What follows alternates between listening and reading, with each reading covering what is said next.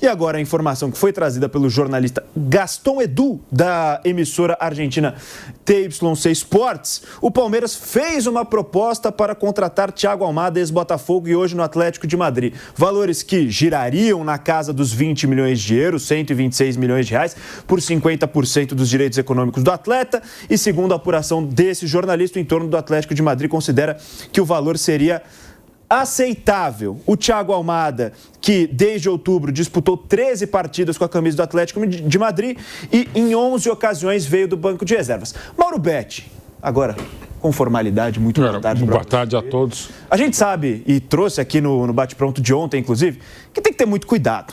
Especialmente com apurações que vêm de fora, toda informação tem um certo contexto, tem que tomar cuidado. Mas a informação, então, que vem da imprensa argentina é sobre essa possível proposta, sondagem do Palmeiras pelo Thiago Almada. Não te pergunto nem se você acha possível. Te pergunto, seria uma boa contratação para o Verdão, o Thiago Almada, neste exato momento? Boa tarde. Seria uma ótima contratação para o Flamengo, para o Inter, para o Palmeiras, para todo mundo, para o Botafogo, para todo mundo. É um jogador de nível de seleção argentina. Nesses valores que estão falando? 20 melhor ainda. Melhor ainda. Eu acho que não é caro pelo jogador que é, pela experiência internacional que tem, sobretudo que ele aportou ao Botafogo em 24 fantástico. Ele chegou logo depois dos Jogos Olímpicos da Argentina e foi um dos caras do time histórico do Botafogo, campeão da Libertadores, campeão contra o Palmeiras. Não fez a melhor das temporadas, mas está crescendo, ocupando espaços na seleção argentina, o que não consegue no Atlético de Madrid. Inclusive ontem, na derrota lá em Jeddah, na Arábia Saudita, ele jogou poucos minutos, achei até, aliás, lembro direitinho que foi um jogo que eu comentei, ele entrou com 73 minutos de bola rolando e até falei que demorou para ele entrar, embora ele entrou no lugar do Sorloth, que é um jogador que eu não pagaria muita coisa, mas que inclusive fez o gol da equipe colchoneira, jogador muito tosco, muito limitado, mas que faz seus gols e, claro, é uma outra característica completamente distinta do Almada. Pelo potencial que tem, e já estamos falando também de um jogador que já foi campeão do mundo participando dos 26 da Argentina na Copa de 22 no Catar, é um jogador que cabe em qualquer equipe e uma função que eu não vou dizer que é carente no Palmeiras, mas que reforça qualquer equipe do Brasil e da América do Sul. E pelo preço, e ainda mais um ano que maravilhosamente, até com atraso, chega o fair play financeiro, se tem equipes que podem fazer esse investimento, são justamente Flamengo e Palmeiras, né? E eu não sei das contas, mas a gente imagina das contas de um clube bastante bem administrado e também equilibrado. E para mim não tenha dúvida, até pelo conhecimento e pelo que ele fez brilhantemente em pouquíssimos meses de Botafogo, que o Almada, pelo potencial que tem, pela idade que tem muito a somar para o Palmeiras. Se quiser vir a uma outra história, a gente tem essa primeira informação, mas que seria uma excelente contratação para qualquer equipe. Seria caro, não me parece caro, embora hoje tudo esteja caro, e não só, evidentemente, no futebol brasileiro e sul-americano. A gente tem comentado muito aqui na Jovem Pan. Se você pegar a janela do meio do ano passado, ou esta que ainda está aberta, claro, do inverno na Europa, evidentemente o verão causticante brasileiro, essa janela de janeiro, ela também já está se transformando, ou vai provavelmente se transformar na mais cara. Assim, os preços estão exorbitantes. Eu acho que 20 milhões de euros pelo Almada é um ótimo negócio para quem tem dinheiro como o Palmeiras e precisa de um reforço como ele, que, insisto, cabe ainda em qualquer equipe do Brasil e da América do Sul. Fábio Piperno, você que estava na ânsia de participar do nosso bate-pronto, agora eu te pergunto sobre Thiago Almada, o que você pensa sobre essa possibilidade de contratação por parte do Palmeiras. Boa tarde, Boni. Aliás, deboche à parte, o senhor está muito debochadinho comigo hoje. Deboche do Fred Mercury aqui tinha pensado de Castilha. Muito bom, normalmente fica bem, né? Bom não ficou. Não, vamos lá, calma. Calma. Não, Vitor Boni. Pode criticar. Ô, Raí, muito bom não ficou. Não, o cara já tem uma estampa melhor. Imagina isso, por exemplo, no Chacon. Guilherme Silva. Aí você tá também... Não, eu sou pela burca nos dois. Eu sou pela volta do rádio sem imagem. Realmente, se for comparar aí fica difícil. É zona do rebaixamento. Eu sou solidário a você, Boni. We are the champion. Boa, grande. Afinal de contas... I want to break free. Um grande sucesso também. Também. Qual o problema? Então, Nenhum? Mas eu estava... a serviço da Jovem Pan, encontrei hoje o meu grande parceiro, fiz uma tabelinha com ele, Arthur Frederich, né? Tem fotos aí. Tem mesmo? Em breve teremos isso.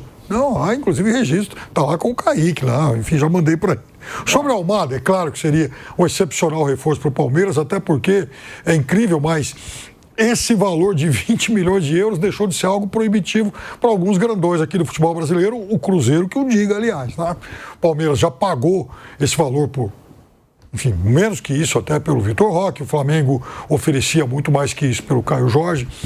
Lá atrás, e aí a gente falando de mais de cerca de 4 anos atrás, era um valor que, por exemplo, o Palmeiras estaria disposto a pagar pelo Pedro.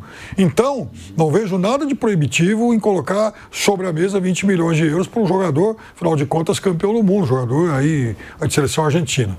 Agora, o fato é que é necessário convencer o Atlético de Madrid. Eu acho que a saída dele de Madrid seria algo muito prematuro, mas eu também tenho discordado de muitas das decisões e opções do Simeone nesses últimos tempos. Já faz, na minha avaliação, já faz bastante tempo que ele vai prolongando cada vez mais o seu trabalho lá com os colchoneiros, porque ele é alguém que tem, enfim, é o detentor do maior histórico, né, do clube em todos os tempos e tal. Então, eu acho que hoje ele é um treinador muito mais pelo currículo do que por aquilo que de fato ele está apresentando, porque já faz tempo que o Atlético de Madrid deixou de ser um clube que investe muito menos do que os seus rivais. Não tem sido assim, principalmente se a gente comparar com os investimentos que o Barcelona tem feito. Eu acho até que o Real Madrid continua investindo muito mais do que os dois. Agora, nos últimos anos, a diferença entre Barcelona e Atlético de Madrid não tem sido tão grande assim, e há muito tempo o Atlético de Madrid realmente não forma um grande time. Então, eu acho que é algo que tem que ir para a conta do técnico. O Almada foi nesse ambiente, foi nesse contexto, não conseguiu até hoje ter uma sequência lá e, por isso, é um jogador que fica aí meio em disponibilidade para alguém que quer fazer caixa muito rápido. Eu acho que é um negócio de oportunidade, o Palmeiras tem que agarrar, sim, essa chance. É alguém que chega pronto para jogar e vejam só, eu falei muitas vezes aqui isso ano passado, e eu acho que está claro para todo mundo que a grande diferença, talvez a maior diferença entre Flamengo e Palmeiras na temporada passada era o excesso de contingente, de oferta que o Flamengo tinha para o meio-campo. Palmeiras, em contrapartida, tinha poucos jogadores para esse setor, principalmente depois da negociação do Richard Rios, mais tarde a contusão do Evangelista, enfim. É um Palmeiras que precisa se reforçar, a queda do Veiga. Então o Palmeiras precisa de um criativo, de um jogador com essa característica. Eu acho que em relação a isso, o Almada se encaixaria muito bem. Raí Monteiro, muito boa tarde para você. A gente falou ontem sobre o Thiago Almada e o Mauro César até falou por aqui, a gente trouxe essa ponderação de que, às vezes, muita gente fala, o Almada é reserva, não tem espaço no Atlético de Madrid, mas ele vem jogando, né? Não é um jogador titular do Atlético, mas vem entrando também ao longo dos jogos.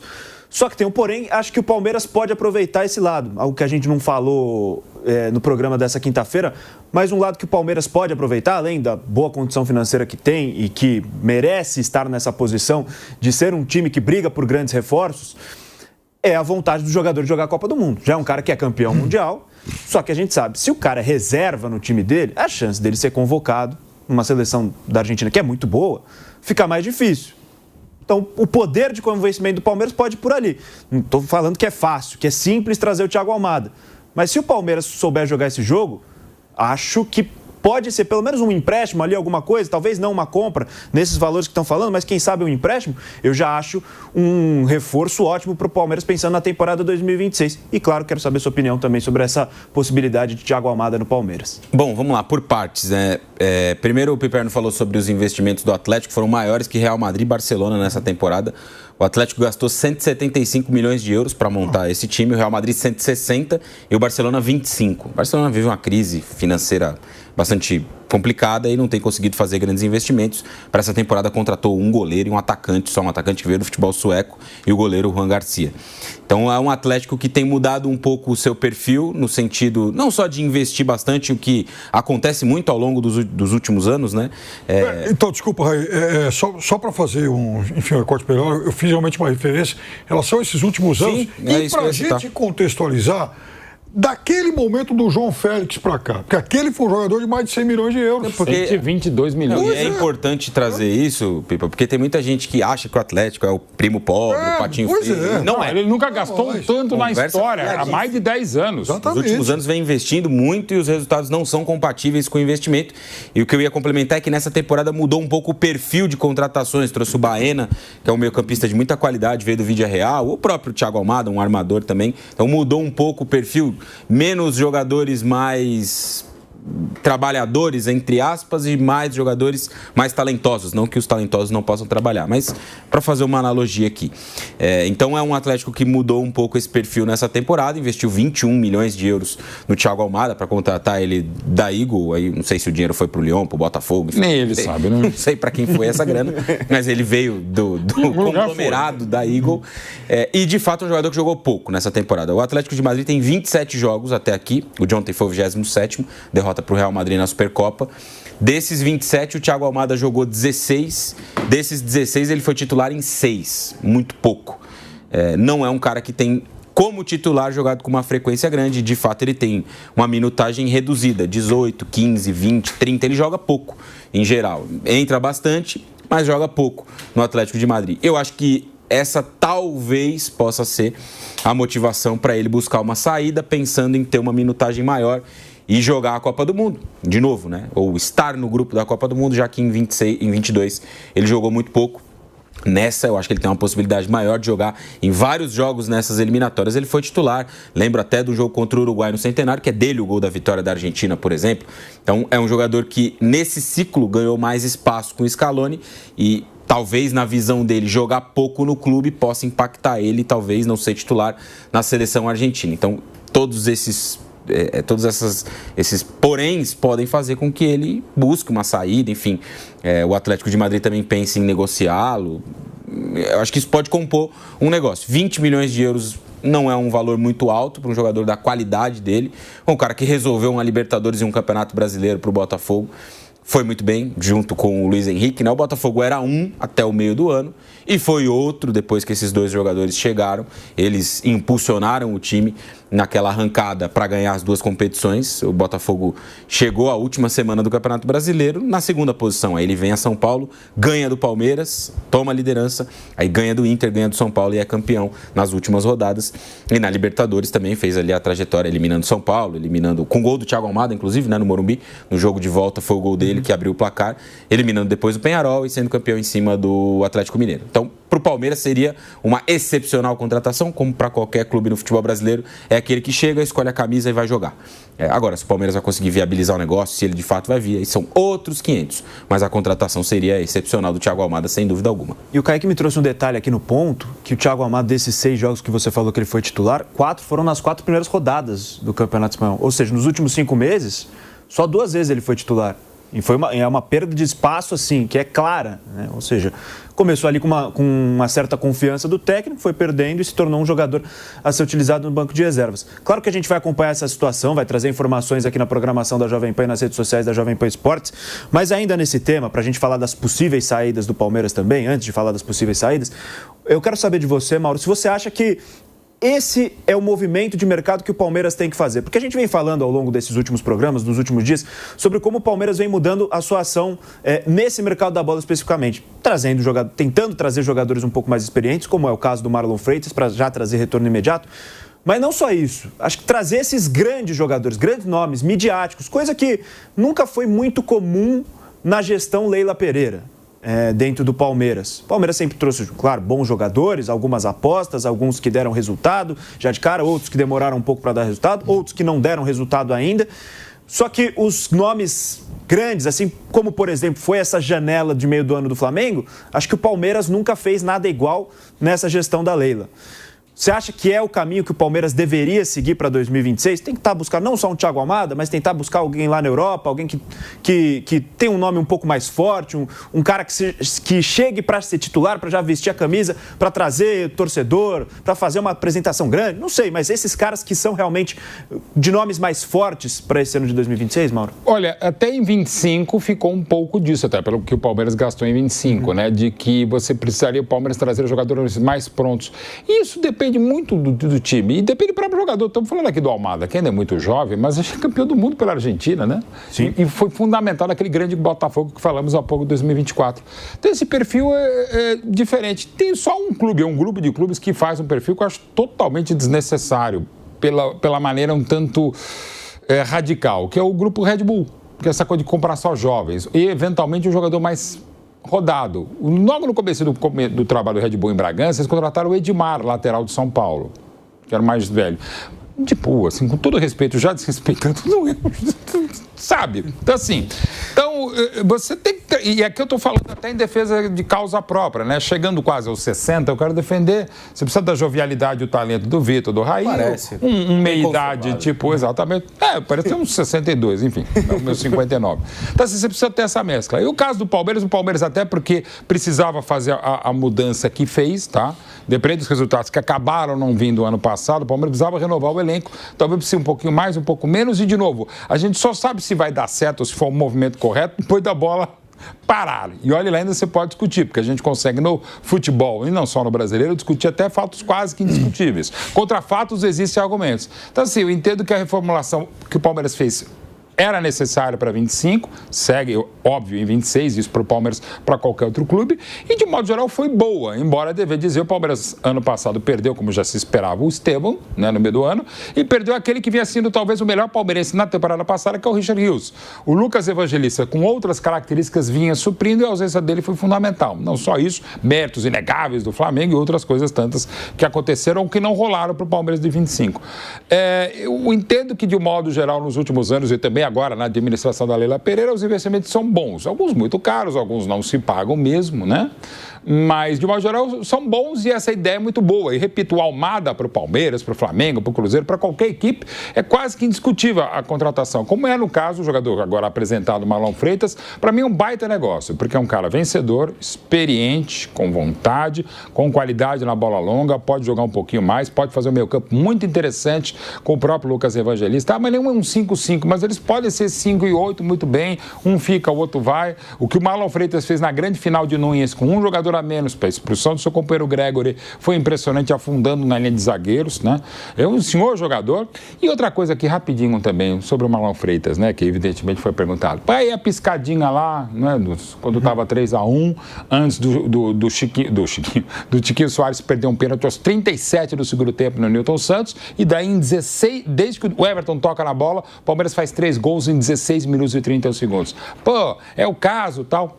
Eu queria falar rapidinho. O que o Marlon Freitas falou ontem, e já vinha falando antes, é de uma coragem muito legal, de uma humildade muito bacana, falando que ele foi infeliz. Eu acho que ele só foi infeliz. E, na verdade, eu acho que a gente é muito mais infeliz de cobrar uma piscadinha que, na história do futebol, acontece aos milhares. Faz parte do jogo mental. Ontem mesmo em Jeddah, que eu discordo, possivelmente o que falou o Simeone para o Vinícius Júnior, o Florentino vai te demitir. É uma infelicidade. Eu jamais faria, mas entendo um pouco no jogo mental. E acho até engraçado que talibãs, sobretudo aqui nós da mídia, que adoramos falar essa bobagem inominável, que o futebol tá chato, que o mundo tá chato, que não se pode mais brincar com coisas que a gente nunca deveria ter brincado na história, que veio falar, o futebol tá chato, e ao mesmo tempo, não, o cara não podia dar uma piscadinha. Primeiro, a piscadinha apareceu porque hoje tem uma tecnologia de 600 câmeras que pega tudo. Né? Mas o jogador devia estar mais esperto, mas ok, cara. Eu não sei se normalmente ele faz piscadinha para namorada, para o namorado, para a mãe, para o cachorro, para o amigo, para o colega. Gente, é porque a câmera mostrou. Podia o diretor TV não ter mostrado. Mostrou, e é por isso que o Botafogo perdeu? Óbvio que não. É por isso que o Palmeiras ganhou? Óbvio que não. Que jogador do Palmeiras viu? É diferente. Aí outra coisa, voltando no tempo, o que fez o Viola em 6 de junho de 93 no Morumbi, quando fez o gol porco. Quando ele faz o gol, imita o porco. Nenhum jogador do Palmeiras viu naquele momento, só que virou à noite na televisão. E aquilo foi combustível sim para o Palmeiras fazer 4-0 e acabar com 16 anos de fila contra o maior rival. Aquilo foi usado. Ali foi uma bobagem do Viola. Eu sei que muita gente fala, faz parte do jogo, como as embaixadinhas de 99 do Corinthians, campeão paulista, acabaram com a final. Mas que tinha a ver um pouco com o espírito. Na quarta-feira anterior, o Palmeiras tinha ganhado sua primeira Libertadores contra o Deportivo Cali, depois de eliminar o próprio Corinthians, que jogou bem melhor e até canonizou o São Marcos nas quartas de final de 99. Ali tudo é um pouco diferente. Mas no caso da piscadinha, a gente aconteceu. Até hoje não se sabe se o Luizinho, o pequeno Paulo Legar, um dos maiores jogadores da história do Corinthians, sentou em cima da bola à frente do centro médio argentino do Palmeiras, o Luiz Villa. Dizem que ele sentou propositadamente e teria feito outras vezes. Não tem imagem. Dizem apenas que ele escorregou e, pela enorme habilidade de um cracaço como o Luizinho, ele, ao escorregar, ele acabou sentando em cima da bola involuntariamente. E ali fica aquela provocação do jogo. Pode ser jogo, pode ter sido um incidente, pode nem ter acontecido, porque não se sabe. A gente sabe de muita história e muita história. Mas, enfim, ficou para a história que ele fez isso.